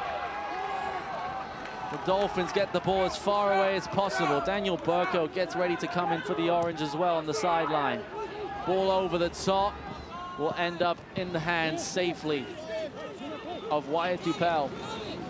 Syracuse has just one window left to substitute now, so if Burko comes in, he gives the card to the 4th official. The Orange will have no subs left after this. Only the one change.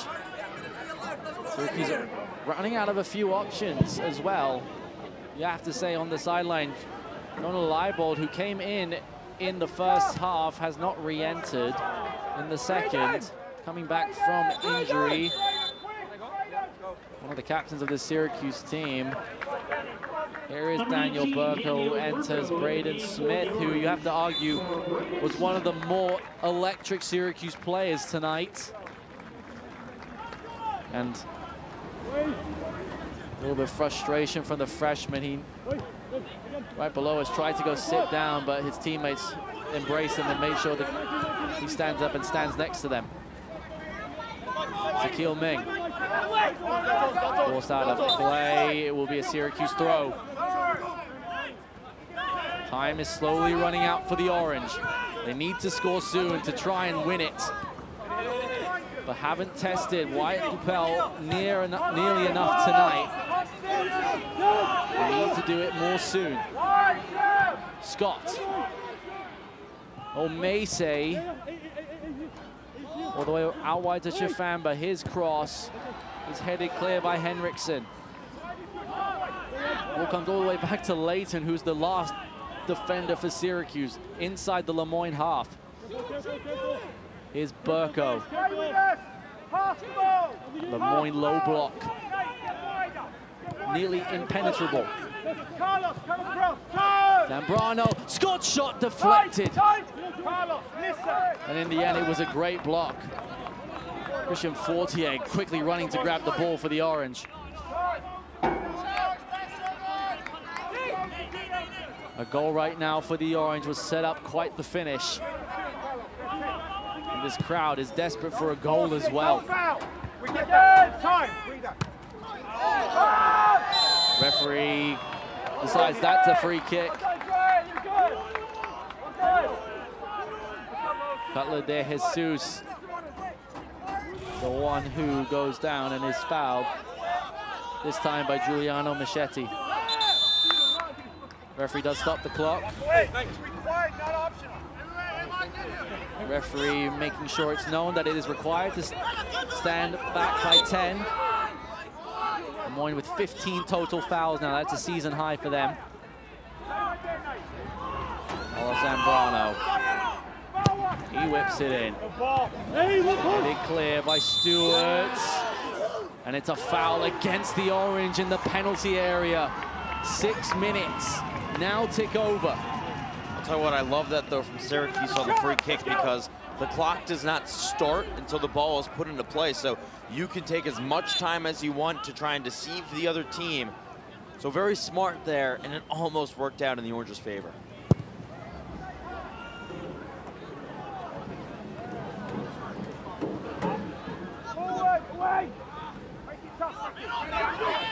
Maximilian Haas. Great ball down the side. Kuzminski. Machete now towards the right corner flag, and he will gladly try and keep it there. Machete battling it out. Couldn't keep it in play. Syracuse have a goal kick. Mass Hutz telling his team to get forward quickly.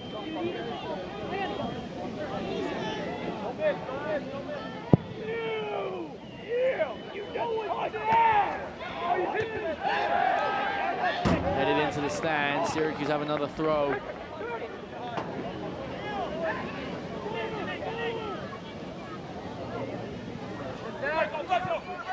Burko. Flick towards the center. It's headed clear. Cutler de Jesus. His pass just got to Leighton.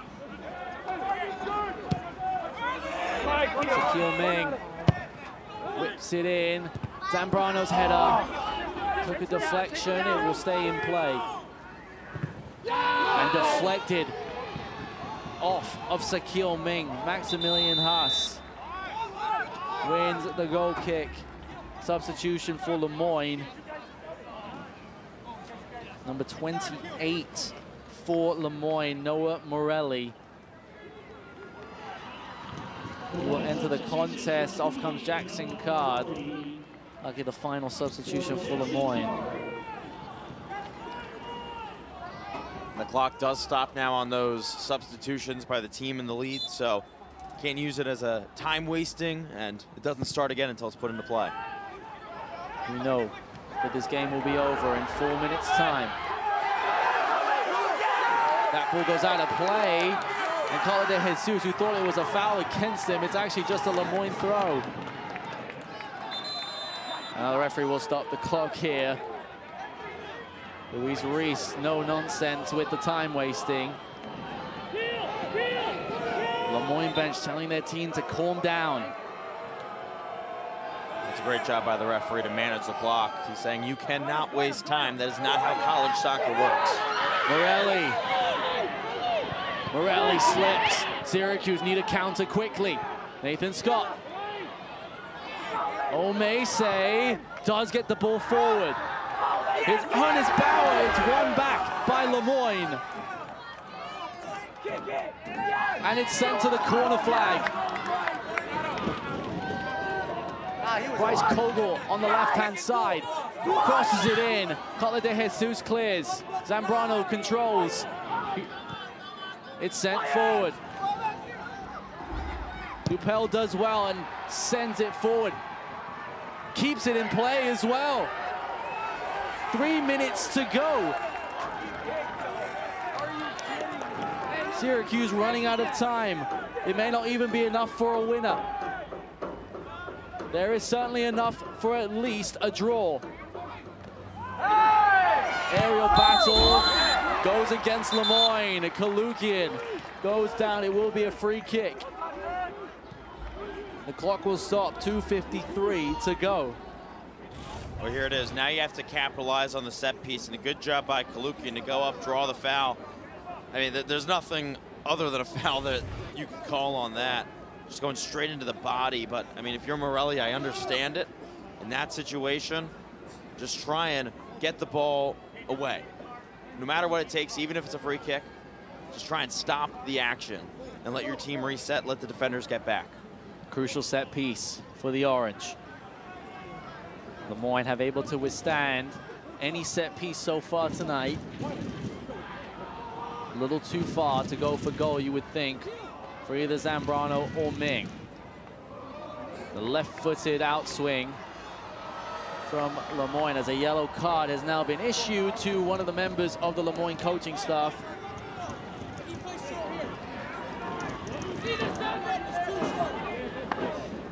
So we'll see if that was given to head coach Callum Donnelly or one of his 3 assistant coaches, or even one of the Moyne players on the bench.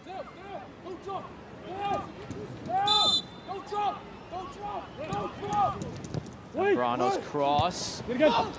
Ball is loose still. Comes out to Ernest Bauer. Shot is deflected and out for a corner. Syracuse running out of time. 2.5 minutes to save themselves from what would be one of the biggest upsets of the 2024 season. Here is Ming's cross. The header is up there from Moyne. It took a deflection on its way through, and it will be another corner. Syracuse needs to take it quickly, though. Nathan Scott quickly sets the ball down. He's got Zambrano short. Towards the 6-yard box, glancing header. What a save at the near post by Wyatt Dupel again. Zambrano doesn't get the ball in, does this time. Colin De Jesus. And Dupel will fall on it. The best save of the night by Wyatt Dupel, arguably the most crucial. Perfect positioning. Dupel gets his right leg right in between the post and all of the space that Nick Kalukian had. That is perfect goalkeeping. Under 90 seconds to go. Moyne still in front against number 7 Syracuse. Daniel Burko running down the sideline. Gets to it first. Daniel Burko. He's got Zambrano! That might have been it. Carlos Zambrano's header glances left. Time will stop. But what a chance for the Orange. You said it. That might have been it. What a chance for Syracuse. That's 2 in the final 90 seconds. And now 1:01 to go. Moyne is going to do everything that it possibly can to try and keep this ball away from Syracuse. Head coach Callum Donnelly standing on the right-hand side of the sideline. He looks calm as ever. That ball in behind. Tomas Hart has to get it forward. Syracuse, can they get that equalizer? Sprinting onto it. Ernest Bauer in behind. Crucial clearance there by Moyne. Ball is still in play. Moyne dribbles through. It's a free kick for Syracuse. 30 seconds. Time is ticking. The referee now stops the clock.